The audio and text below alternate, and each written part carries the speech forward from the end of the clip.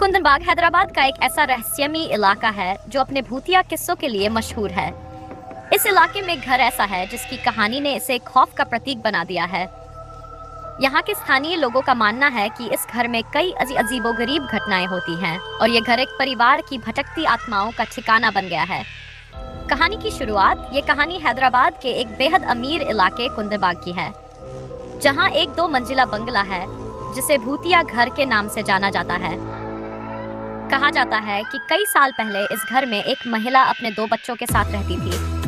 उसके पति ने उन्हें छोड़ दिया था और ये महिला काफी विचित्र जीवन शैली जीने लगी थी। अजीबोगरीब घटनाएं स्थानीय लोगों का कहना है कि उस महिला और उसकी बेटियों का व्यवहार बेहद रहस्यमय था। वे कभी दिन में बाहर नहीं निकलती थी, बल्कि रात के समय अजीबोगरीब काम करती थी। आसपास के लोगों ने बताया कि वे अक्सर उन्हें खून से सने कपड़ों में देखा करते थे। इसके अलावा घर की खिड़कियों से अजीब सी रोशनी और धुंधली आवाजें भी सुनाई देती थीं।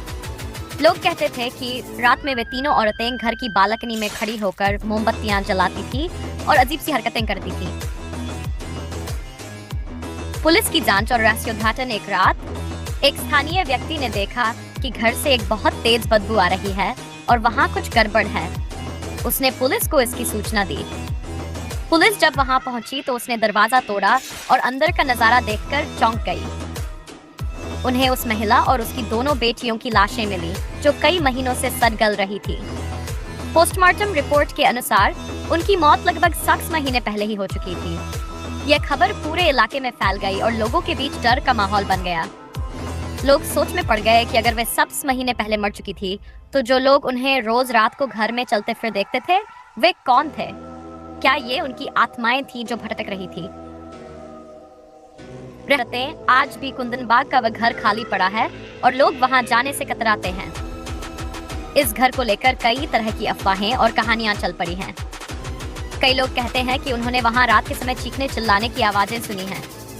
कुछ का मानना है कि उस घर में आज भी उस महिला और उसकी बेटियों की आत्माएं भटकती हैं। कुंदनबाग का ये घर आज भी अपने डरावने इतिहास के कारण लोगों के बीच चर्चा का विषय बना हुआ है। उन्होंने देखा